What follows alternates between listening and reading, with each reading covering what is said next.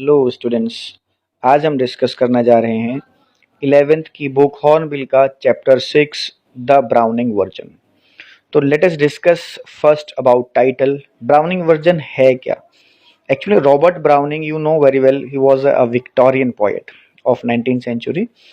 तो Robert Browning ने एक प्ले था अस्किलस का आगमेमन, जो कि ग्रीक में था, ग्रीक ट्रेजेडी थी। Tragedy is kind of drama. जो प्लेज होते हैं ना, there are certain kinds of plays. Tragedies होती हैं, कॉमेडीज होती है, मेलोड्रामा होता है, तो प्ले बोलते हैं उन सभी को। तो उसमें ग्रीक जो ट्रेजेडी थी आगमेमन, जो आस्किलस ने लिखा था, उसका ट्रांसलेशन रॉबर्ट ब्राउनिंग ने किया। उसमें भी तकरीबन जो उस प्ले में जो प्लॉट होता है वो इस तरीके का होता है कि एक वाइफ होती है जो हस्बैंड का मर्डर वगैरह कर देती है, कुल मिला के वो उसको धोखा देती है। और in the same way in this play also, Browning version में भी जो क्रॉकर हैरिस की वाइफ है, she is not faithful to him, और वो भी उसको एक तरीके से धोखा वगैरह देती है। और जो क्रॉकर हैरिस हैं वो इंग्लिश स्कूल में पढ़ाते हैं और उन्होंने 18 साल तक उस स्कूल में पढ़ाया है। और आज उनका जो ये एक्चुअल में इस प्ले का ये एक एक्सर्प्ट है, तो आज उनका लास्ट वर्किंग डे है। ठीक है, तो जो टेप्लो एक स्टूडेंट है लोअर फिफ्थ का, ही इज 16 ईयर्स ओल्ड, तो वो उनको एक एज ए गिफ्ट, जैसे कोई जाता है विदाई के तौर पर, एक गिफ्ट वो देते हैं। और वो क्या होता है? ब्राउनिंग वर्जन होता है। मतलब जो ट्रांसलेशन है आस्किलस का, आस्किलस की एगमेमन है, जो उसका जो ट्रांसलेशन वर्जन है, जो रॉबर्ट ब्राउनिंग ने उसको ट्रांसलेट किया, दैट इज ब्राउनिंग वर्जन। चलो हम शुरू करते हैं कि जैसे प्ले शुरू होता है तो टेप्लो है जो लोअर फिफ्थ का स्टूडेंट है, उसको क्रॉकर हैरिस ने एक्स्ट्रा वर्क के लिए बुलाया हुआ है। ठीक है, तो क्रॉकर हैरिस जो है अभी तक नहीं पहुंचा है, वो स्कूल में आया हुआ है टेप्लो। और मिस्टर फ्रैंक, एक और जो साइंस टीचर हैं, वो उसको देखते हैं कि टेप्लो यहाँ पर वेट कर रहा है टीचर का, तो फिर वो उसके साथ डिस्कशन करते हैं। अब डिस्कशन में वो पूछते हैं, भाई शायद मैं तुम्हें नहीं जानता, मतलब उसको रिकॉग्नाइज नहीं करते। वो कहते हैं कि सर वो कहते हैं कि शायद तुम्हारे पास साइंस नहीं है, तुम साइंस के स्टूडेंट नहीं हो। उसके बाद टेप्लो कहते हैं कि साइंस के स्टूडेंट अभी तक मैं ऑप्ट भी नहीं कर सकता, क्योंकि अभी नेक्स्ट टर्म में जाके मैं साइंस का स्टूडेंट बन सकता हूँ, स्पेशलाइज कर सकता हूँ साइंस को, और अभी तक मुझे अपना रिजल्ट का नहीं पता है। रिमूव का मतलब ग्रेड सिस्टम, कि वो रिजल्ट क्या रहा, वो पास हुआ कि नहीं, दैट इज रिमूव बोलते हैं उसको।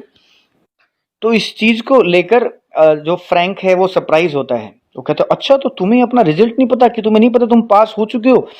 उसके बाद टेप्लो उसको बोलता है कि सर आपको पता तो है जो क्रॉकर हैरिस हैं वो किस तरह के इंसान है, वो बाकी के जो टीचर्स हैं उनकी तरह नहीं है, उनकी तरह मास्टर नहीं है। वो मास्टर का मतलब क्या होता है कि अप टू फिफ्थ मास्टर्स होते हैं और 10th तक टीचर्स होते हैं और उसके बाद लेक्चरर्स होते हैं।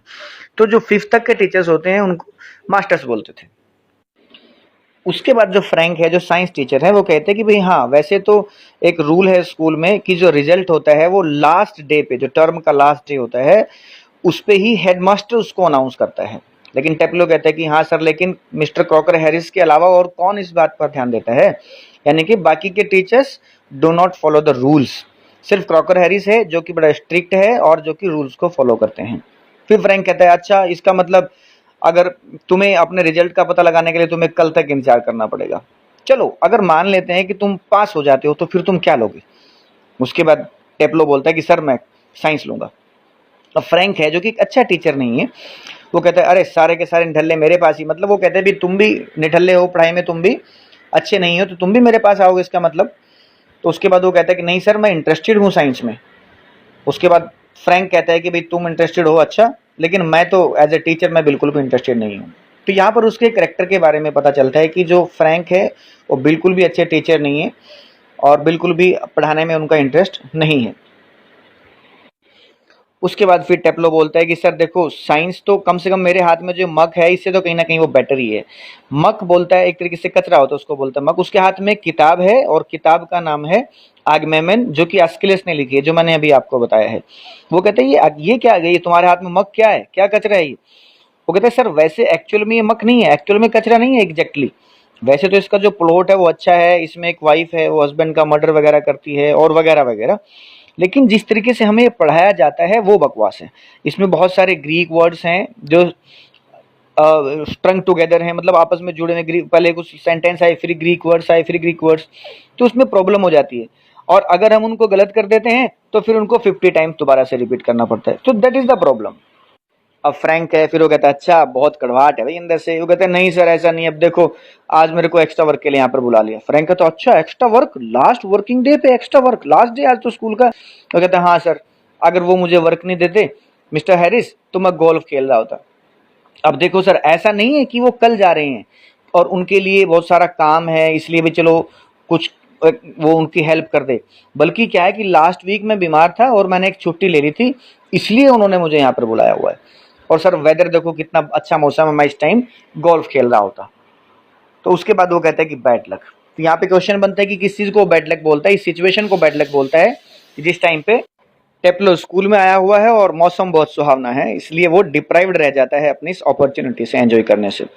लेकिन फिर फ्रैंक बोलता है कि चलो भाई ये बात तो है, लेकिन कम से कम तुम इस चीज के तो मतलब श्योर रहोगे, अश्योरिटी रहेगी कि भाई वो तुम्हें फेल नहीं करेंगे क्योंकि तुम एक्स्ट्रा वर्क करने वाले अच्छे बच्चे जो। इस बात के लिए टेप्लो कहता है सर मैं इस चीज के लिए भी श्योर नहीं हूँ, क्योंकि वो एक ऑर्डिनरी मास्टर जो सिंपल बाकी के जो और मास्टर्स हैं उनकी तरह नहीं है, जो अगर किसी बच्चे से एक्स्ट्रा वर्क कराने के बाद उस हिम्मत नहीं करेंगे कि उसको फेल करें, बल्कि ये क्रॉकर हैरिस के लिए ये रूल अप्लाई नहीं होते। मुझे नहीं पता वो क्या करेंगे, हो सकता है सर ये उल्टा ही हो जाए। और फिर वो बताता है कि सर पता है उन्होंने मुझे क्या किया जब मेरे को एक्स्ट्रा होमवर्क दिया, उन्होंने मेरे को बोला कि my dear Teplo I have given you exactly what you deserve, no less and certainly no more. It means कि जो एग्जाम में जो मार्क्स दिए, उसको जो मार्क्स दिए वो उस चीज की बात कर रहा है कि तुम्हें जो मैंने मार्क्स दिए हैं उस हिसाब से जिसको तुम एक्चुअल में डिजर्व करते हो वो मार्क्स मैंने आपको दिए हैं। और फिर वो कहते हैं कि सर मुझे तो लगता है कि उन्होंने मुझे कम ही मार्क्स दिए होंगे, जो मैंने एक्स्ट्रा मैं वर्क कर रहा हूँ उसके लिए अच्छे मार्क्स देने की बजाय मुझे कम ही मार्क्स दिए होंगे। और मुझे लगता है मुश्किल से वो ह्यूमन बींग्स हैं, मतलब मुश्किल से उसके अंदर इमोशंस हैं। और फिर वो एकदम से डर जाता है कि सर मुझे लगता है सर मैं कुछ ज़्यादा ही बोल गया। फिर फ्रैंक कहता है कि हाँ कुछ ज़्यादा ही बोल गई। फिर वो कहता है सॉरी सर मैं कुछ थोड़ा एक्साइटेड हो गया था, I got carried away. Carried का मतलब एक्साइटेड हो जाना। तो अल्टीमेटली जो मिस्टर फ्रैंक है वो बिल्कुल भी एक अच्छी क्वालिटी के टीचर नहीं है, उसको बल्कि और उकसा रहे हैं। और फिर उसको एक बार फिर से ये कहते हैं कि चलो चलो तुम दोबारा बताओ, रिपीट करना है कि उन्होंने क्या बोला। और फिर से टेप्लो वही बातें रिपीट करता है कि आई have given you exactly what you deserve. It shows that mister Frank envies Crocker Harris.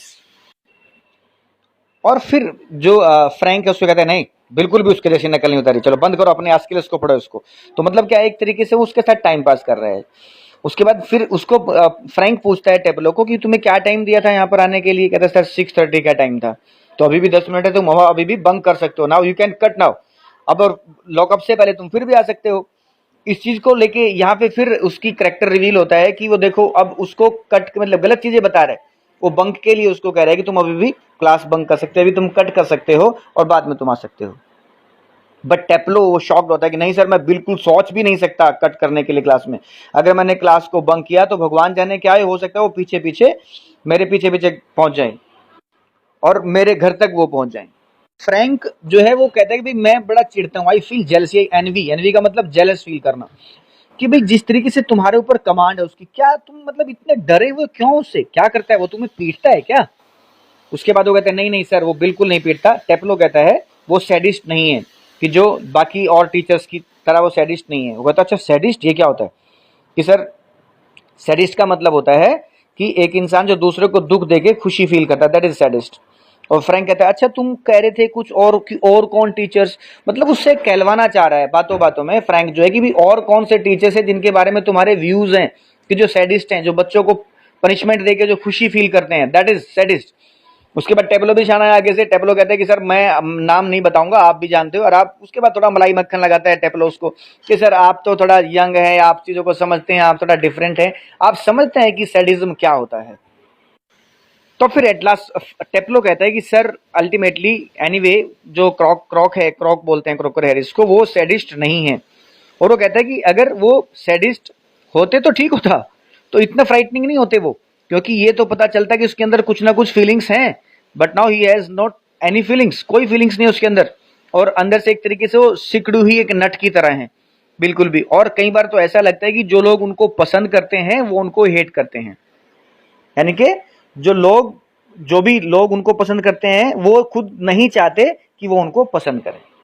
और उसके बाद टेप्लो कहता है कि सर ऐसा कोई भी मास्टर या टीचर नहीं है जो कि ना चाहे कि कोई उसको पसंद करे। उसके बाद फ्रैंक कहता है कि भाई हाँ, और ये जो बच्चे जो स्टूडेंट्स हैं वो भी आगे हैं, वो भी अपने पर्पज के लिए यूज करते हैं, टीचर को फ्लैटर करते हैं, ठीक है। वो कहता है सर ये तो नेचुरल सी चीज है।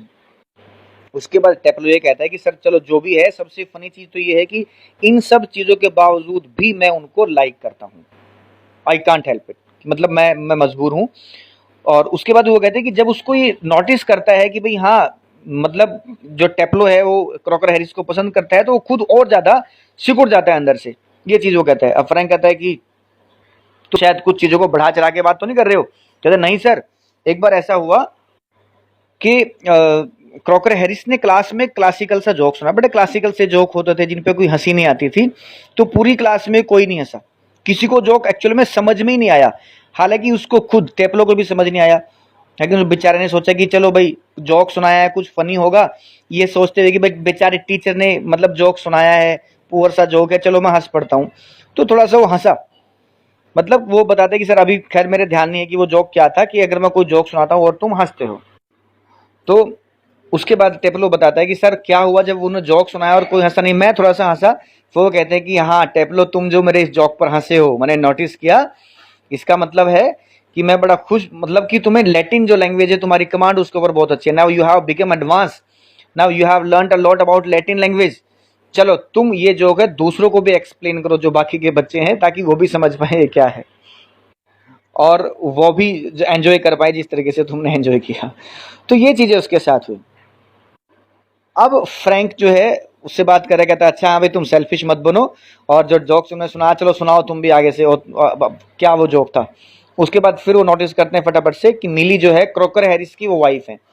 तो वो आ जाती हैं, वो फटाफट से नोट करते हैं, कहते हैं अरे मुझे लगता है काफी देर से आई हुई है यहाँ पर। और फ्रैंक कहता है हाँ काफी देर से, मुझे लगता है इन्होंने हमारी सारी बातें सुन ली है।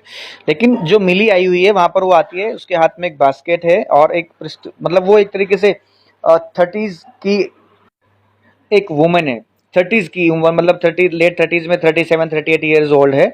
और जैसे कि जनरली जो मास्टर्स की वाइफ होती है उनसे ज़्यादा स्मार्ट है, वो स्मार्ट तरीके से, उसकी जो ड्रेसिंग सेंस है, उसने एक केप पहना, केप होता है मतलब एक दुपट्टा टाइप हम कह सकते हो, डाला हुआ है, और शॉपिंग बास्केट उसने ली हुई है, ठीक है। और वो उनको देखती है वहाँ पर स्क्रीन के पास, तब वो बात करते हैं कि भाई हाँ शायद उन्होंने हमें सुन लिया है और उन्होंने हमें देख लिया है, मिली हैरिस ने। अब बेचारा टेप्लो डर जाता है और वो कहता है कि अगर उन्होंने सुन लिया और वो सारी बातें क्रॉकर हैरिस को बता देती हैं, फिर तो मेरा रिजल्ट गया बस। तो उसके बाद लेकिन होता कुछ अपोजिट है। वो टोकरी लेके आती है, उसको रख देती है, उसके बाद एक प्रिस्क्रिप्शन स्लिप वो निकालती है और टेप्लो को बोलती है कि टेप्लो मुझे पता है तुम मेरे हस्बैंड का यहाँ पर इंतजार कर रही हो, लेकिन कोई बात नहीं, वो अभी नहीं आने वाले, वो बर्जर के यहाँ पर गए हुए हैं, मतलब जब पर्सन कोई है उनके वहाँ पर गए हुए हैं, और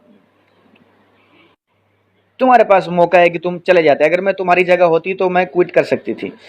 उसके बाद वो कहते हैं कि चलो कोई बात नहीं, एक काम करो। वैसे तो वो टेप्लो ये बोलता है कि नहीं, पर्टिकुलरली मेरा बड़ा स्ट्रांगली मुझे उन्होंने यहाँ पर बुलाया था कि तुम्हें जरूर आना है, लेकिन उसके बाद वो कहते हैं कि कोई बात नहीं, कुछ टाइम के लिए तुम चले जाओ, और तुम एक तरीके से उसी का ही काम कर रहे हो, ये तुम प्रिस्क्रिप्शन स्लिप लो, और उसमें जो है, जो ये होती है हमारी जो स्लिप नहीं होती जिसपे डॉक्टर मेडिसिन वगैरह लिखते हैं, उसको बोलते हैं प्रिस्क्रिप्शन स्लिप, और जो मेडिसिन है वो प्रिपेयर करवा लो। उसके बाद वो उसको दे देती है प्रिस्क्रिप्शन स्लिप, और वो टेप्लो उसको स्लिप को लेता है और वहां से चला जाता है। और this is the end of the play. Okay, thank you.